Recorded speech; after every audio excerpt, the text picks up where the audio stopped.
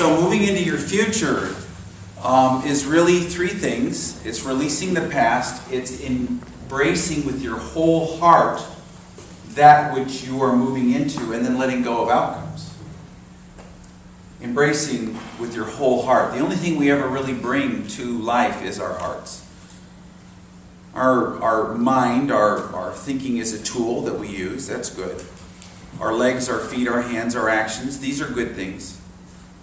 But the thing that really makes a difference, a substantive difference in the growing of our soul, of our spiritual progress, of our laying of treasures in the kingdom of heaven where moth and rust cannot destroy and where thieves cannot break in and steal, that higher consciousness requires us to embrace that which we're creating, our future, with our whole heart.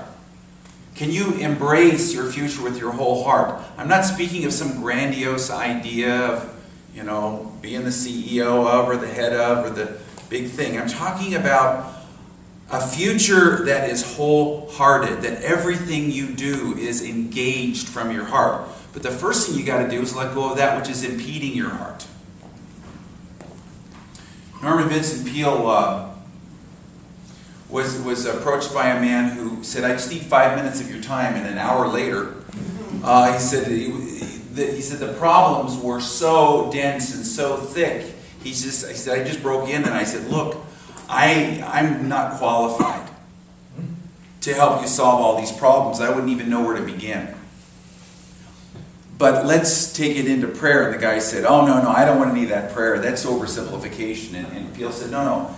Let me tell you, I have a friend who works in the lumber industry in Oregon, and he would tell me that when they would float the logs down the river, that they would sometimes get so inextricably bound together that you wouldn't know where to begin.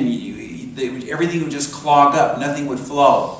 They couldn't get the logs down the river. He said, but the wise lumberman would understand that all he had to do was find the key log, the one log that was the one that was holding it all together, release that one and everything would let go and it would flow.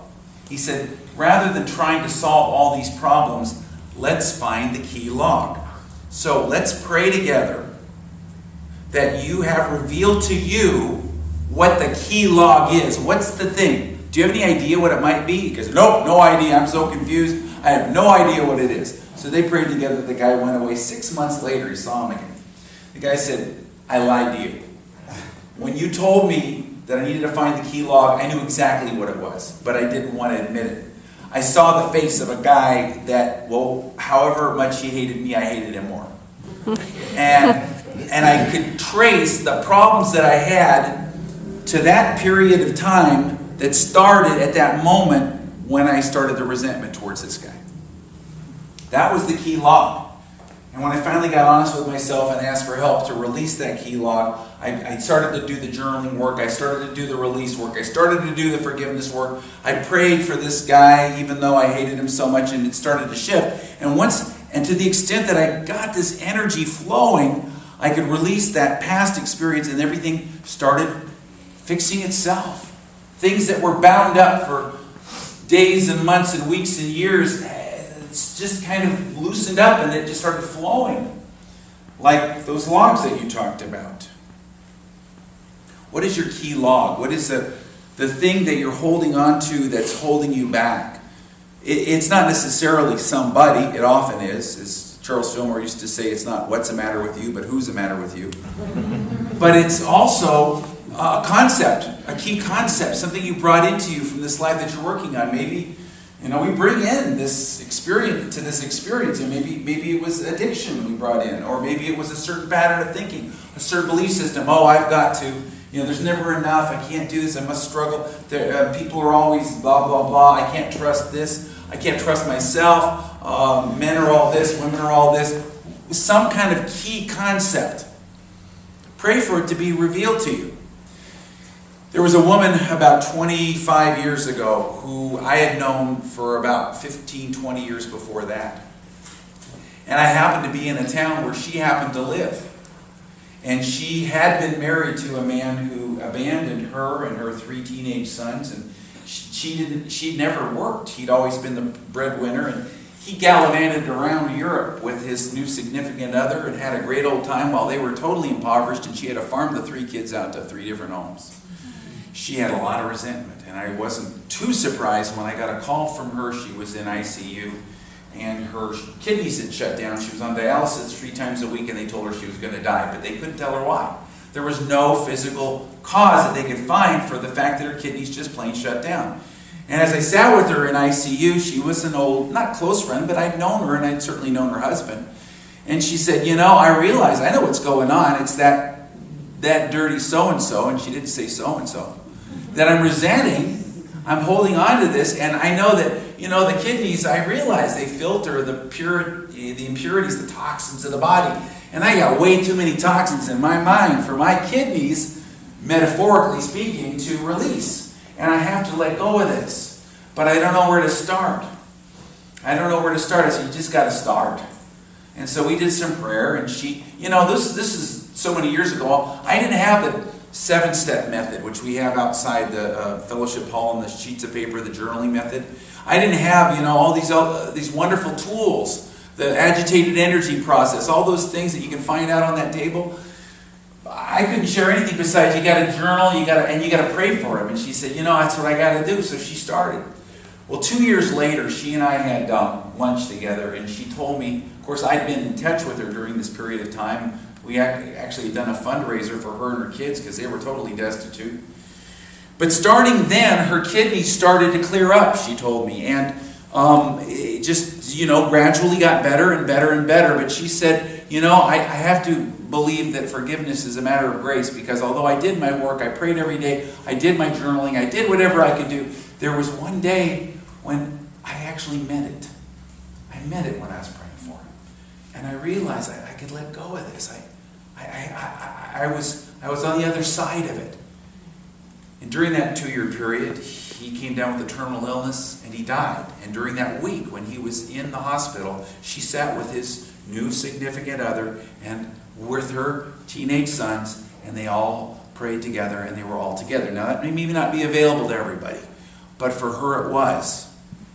And these boys were damaged by it, yes. They went through some tough times, but I'm in touch with them, and they tell me their lives are terrific now, and they have created wonderful lives, a great future. But the key log was the thing that she had to let go of.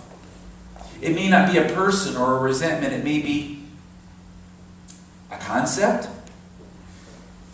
a self-concept, something you carried in with you to this life. I'm not worthy, I'm not good enough, I'm really bad inside. Whatever that thing is, nobody in my family, identifying what that is and then coming up with a new assumption and moving your consciousness from the old toxic assumption, which is the key log, which is another metaphor here. I mix my metaphors, but it's called the queen bee concept.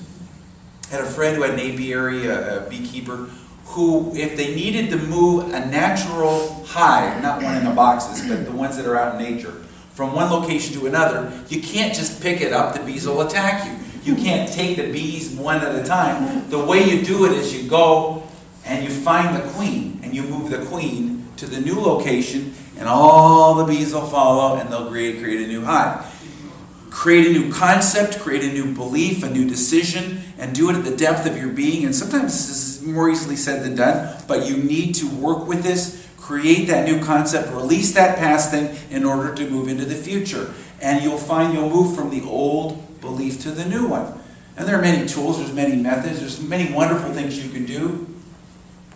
You know, at the end of this year, we're going to do, I believe it's a two-week series on the 7 steps, releasing the year 2013 and embracing and creating a new 2014. And when we do that work, we do that 7-step work, what we're doing is, and Lynn and I have done this for the last 15, 20 years, you release all of the old false beliefs, the old persona, the old stuff, all the good stuff and the bad stuff from the year. You see, there's a cosmic energy, and this is woo-woo stuff here, so hang on. But at the end of the year, when you've gone through your gratitude of Thanksgiving and the spiritual birth of Christmas and the New Year's, and you know, we got the burning bowl, we got the white stone ceremony, but there's a cosmic energy that allows you to start anew, because everybody's thinking about it. You know, January, the the Roman god Janus was a two-headed god looking forward and backward. Looking back over the former year and looking forward to the new year. And that's why January is called January. But symbolically, there's an energy there. But you've got to let go of the old. Now, Lynn's going to be doing a class in a couple weeks on creating. She's going to be dealing with this concept of releasing the old and then aligning with the divine plan. I'm going to be doing the 7-step class. We're going to be doing different exercises in order to release that old energy. You got to do your journaling work. You got to do your releasing work. There's so much that you can do as the year winds down, and you can start now. It's not too soon. They're already celebrating Christmas, you know. So just start it now. Begin it now and release that old energy. So then you've got to create the new in alignment with what we call the will of God. I will to will the will of God. Together? I will to will the will of God. But what is that will? What is that good will? You know, I said that the only thing we can really bring to life is our wholeheartedness, the whole heart of our being. And if there's something impeding our heart, we've got to let it go. But then we got to get into the flow of our heart energy, which is the flow of goodwill. Our heart is an instrument of love and goodwill. And to the extent that we're in alignment with the will of God, which is the highest good for all concerned, the highest good for all, we're in that flow of goodwill that releases that old energy, that toxic stuff, and then can move and flow with it. You say, well, I just want to know that will. There's a divine plan for my life. What is it? How can I have it revealed? I want it to be grand. I want it to be big. I want it to be grandiose. No. It is the wholehearted embracing of the spiritual unfoldment of your soul. And out from that, your goals will come.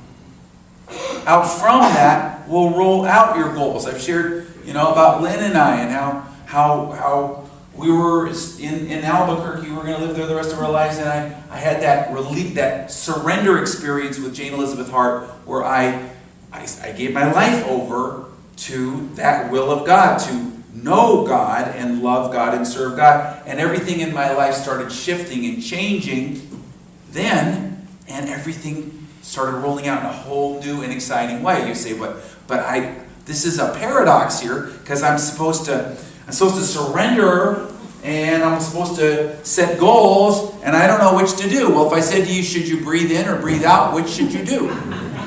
Both. I didn't really understand this when I was in my very first church. I was in a church in a blue-collar in a retirement suburb of LA, and the minister from Santa Barbara invited me to come up and do a workshop.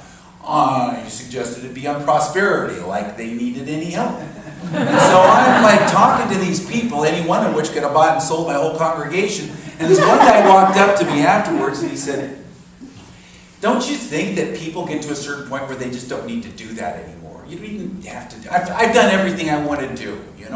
I'm fulfilled. And I said, you need to move from external goals to internal goals. The goals of the spiritual growth, the goals of service externally. But you got to do something. I remember when I was teaching these principles, and I'd written an article about it. My mom read it. My mom at that time was 80 years old, and she said, honey, I don't know. You talk about setting some kind of internal, external goal. I don't know what that. I don't really want any. I said, look, there's an intersection between two things. The first thing is, what are you really, in a heartfelt sense, engaged with? What are you really good at? What is the real, the yearning of your heart that you're really good at? And the other is, what do you really like to do? What are you good at? What do you like to do? She said, well, I win a lot of awards as a Toastmaster speaker. She was like a regional champion, So I said, oh, that's good. And she said, and I'm really good at weight loss. Weight Watchers, I'm the champion, She would go every week. And I really love to go on cruises. I love traveling. Guess what she ended up doing? She was, for 5 years, a traveling weight loss lecturer on posh cruises. They paid her way, and she got to experience it. She did that. Now, I'm not saying it's an outer thing like that, But get in touch with where's your heart? What is that will of God for you? How can you engage yourself and move forward in this way? And if you've got a problem, you may be like that person with the logjam. So many problems, you don't know where you're going. I remember Jane Elizabeth Hart saying to me at one point in my life, she says, you're like that guy with like 6 burners on the stove, and every one of them's got something on it, and each one, or they're all bubbling up and overflowing. And you turn down one, or you keep one, and you fix one, and you fix one, you stir one, and you're running around stirring all the pots. What you need to do is turn it all down, And so you got so many things. What is the thing that you need to do is to align with that higher will, align with the will of God. And sometimes that means surrendering your pictures of the outcome. Surrendering your outcomes is, paradoxically, the most powerful thing you do to get the flow going. Because here's your outcome out here, and think of a magnetic flow. Now you've let go of the past stuff, your key log, whatever. You've changed your queen bee concept, and it's flowing through you. But the thing that magnetically will draw you is the release of your outcome. Surrendering to a higher will, surrendering to the best and highest good. I was in a situation at church once, many, many years ago, 25 years ago, where some things were going on that were not kosher, and we had like 3 CPAs tell us this stuff was going on, and it was politically very volatile, and I could not see how are we going to get through this without a big blow up in the church. Big stuff's going to go on. I don't know what to do. So I had all this picture and anxiety in my mind, and what came to me was you got to let go of the outcome and surrender, and then the words, that hideous strength. That hideous strength. Well, I looked it up and I found out it was a novel by C.S. Lewis in the Perelandra trilogy. It was the second of the 3 books, so I skipped the first, and I read That Hideous Strength. And in it said there was a group of good guys, and they were up against the bad guys, and instead of fighting them, they shocked the bad guys. They didn't fight them at all. They just did their spiritual work. They did goodwill. They did what was in front of them to do, and things would come to them, and they would handle them. But they didn't fix things. They didn't run around stirring all the pots. They just turned it down and built the energy spiritually within their being that could generate this energy, and everything just worked out in an incredible way, like the logjam. So some fantastic things happened. One thing was a board member found out about a guy who was a risk manager who, pro bono, thousands of dollars because he felt so strongly that what was going on was not correct. He was a Catholic. He had nothing to do with unity. He didn't know what we believed. But he just went ahead and did this, wrote a 35-page report. Not one shot was fired. Not one thing was hassled. There wasn't, the people just looked at it and went, yeah, okay. And then everything was brought back into divine order. Now, how can that be? By letting go of the outcome, surrendering, and then doing the spiritual work, and then the release work took place. Jane Elizabeth Hart had to deal with this one time. She's the one who wrote the Spiritual Power Tools book, and that kind of came up with the 7 steps. And she was in a situation where she was leading a group, and there was a woman in the group whose husband was, I'm not going to use the word jealous, but not happy with the fact that his wife was doing spiritual practices that he didn't have control over. How many men like to control women? Hello? So here's the situation, and he was really resenting it, and he was pulling all kinds of interesting things. And what she did was, and I worked on this too because I was associated with it, was praying for and holding the light for and giving the positive energy for this person. Now you say, well, this just changed this person and made him wonderful. No, it didn't. He's just as honoring cussed as you could imagine. But everything worked out in a way that was, it wasn't according to what you would have wanted going into it, but looking back on it, it was perfect. And it was all in a very harmonious way and really optimal in terms of how well it turned out. Kind of like the woman I was saying with the kidney problem. The guy didn't really change, but she let go of her resentment. And it's interesting. When you do this kind of prayer work for somebody, you're not doing it to change them. You're doing it for the higher good. And in the fullness of time, in the eternal nature of the soul, in that soul's evolution, they will benefit from it. But you have to have long view and understand life doesn't stop at the end of this life. and that there is an unfoldment that will take place. It's like laying up treasures in that kingdom of heaven for another person. And so that when they're open to it at some point, we always hear about grace. Grace came on me, all in grace. Often that's because somebody's been doing some prayer work somewhere in the eternal nature of your soul for you, or you're taking a withdrawal from your spiritual bank accounts. And I do believe, I call grace matching funds from God. So like on PBS, matching funds, you give $1, we'll give $1. Well, it's like that when they're ready for it. So you cannot control people by forgiving them. I cannot control people by forgiving them. Together? I cannot control people by forgiving them. So you're loosing them and letting them go, but you know that on the overall scale of the eternal unfoldment of their soul, that they will receive the benefit. They will receive a benefit that you can't even see. So what are these three things? You want to create a future, but the future isn't what it used to be? That you didn't turn out the way you wanted it to? You let go of that which is impeding the flow that moves into the future. You let go of it. Could be a key concept, a false belief. Could be a person that you're resenting, or something maybe that you're doing. Maybe it's an addictive behavior. It could be the thing, and you can ask for it. We're going to do that during our prayer time. Asking for the revelation within your being to be revealed to you. What is the key concept? Then you, with your whole heart, engage with the creation of the future in alignment with the will of God. I will to will the will of God. And as James, Jesus' brother, said, you say that you're going to go here to this town and make this much money and do these things, but it's like your future is like the morning fog, the morning mists.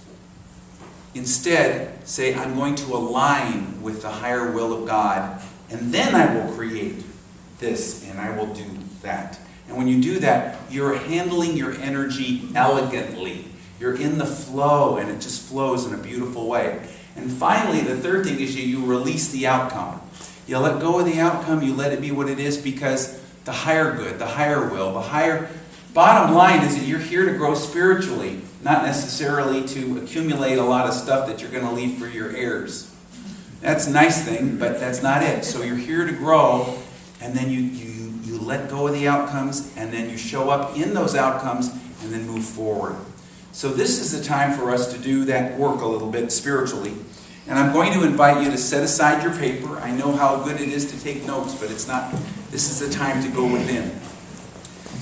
So just take a deep breath and let it out. And first of all, we just say, once again, God, reveal to us, each one of us in this room, let there be a revelation this week of what the key concept is that we need to release or shift or move. What the key log is that needs to be adjusted, shifted, or released. And we just take a moment to give thanks with expectant gratitude that this will be revealed for us. What is this key log?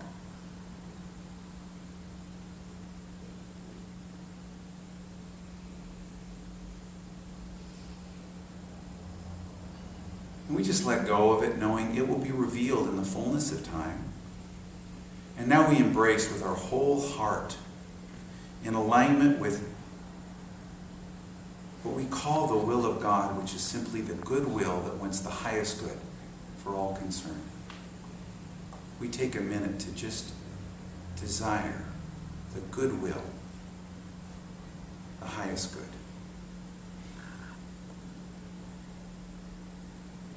And in alignment with this higher goodwill, we release the future, we let it go, we say, I let go of all outcomes because I want to be surprised in your goodness, God. I want to be surprised. Surprise me in your goodness, God. And so it is. Amen.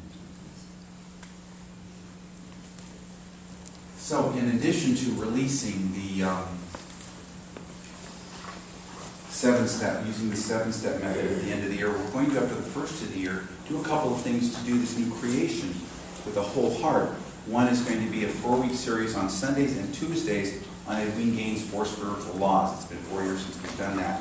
And then we're going to have a 3-week class after that in February on creating your new life. So these are different methods we're going to use. But in the meantime, just kind of work with this stuff, especially the releasing at the end of the year. And if we don't feel the future of our past turned out the way we wanted it to, there's certain steps that we can take. Jesus' brother James wrote about this when he said, you say to yourself, I'm going to move to this city, I'm going to make this much money, and it's going to turn out like this. But don't you know that your future is like the mists of the morning? Instead, do it like this. I am aligned with the will of God, and then I move here and do this and do that. In that way, aligning with the will of God allows us to get into the flow of life. And so feel yourself in that flow, in your heart. The only thing we ever can bring to life is our whole heart. We can have all the thoughts or do all the actions. But unless we truly engage our heart, what we're doing is only in part, is not complete. So take in this moment the flowingness of your heart space, however you need to do this. Perhaps you imagine an energy flowing through the space of your heart. Perhaps you do a visualization, or even focus on the physical beating of your physical heart. But setting down all papers and setting aside all distractions, engage your whole heart in the release of that in the past which has been holding you back from your wholehearted participation in life. Be willing to forgive and release that which has impeded the flow of your heart energy.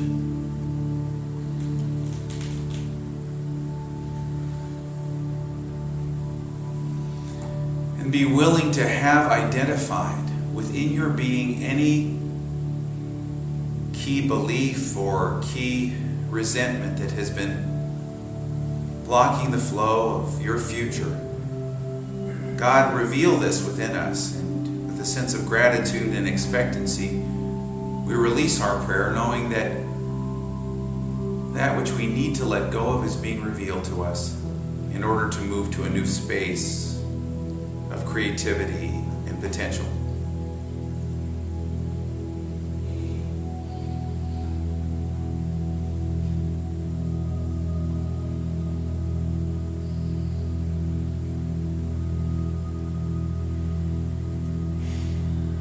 Now we align with the will of God.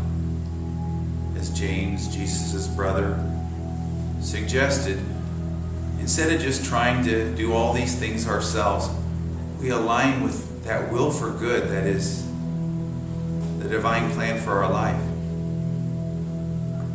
If we ever want to know what God's will is, it is the wholehearted will to good, the highest good for all concerned. So God, put us into the flow of that goodwill and hook together our whole heart of love with the goodwill of your divine plan for our lives. And out from this, let flow any goals or pictures, any purposes or desires. Then we have a dynamo, a true energy, an energetic principle out from which we can create our meaningful future. We release the past. We engage wholeheartedly with the will of God in the present. And we move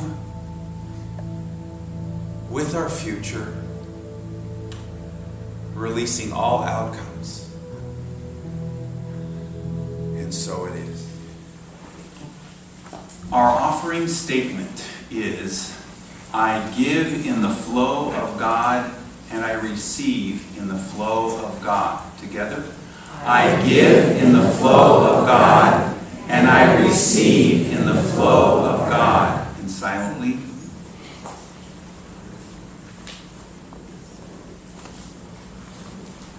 And again aloud together. I give in the flow of God, and I receive in the flow of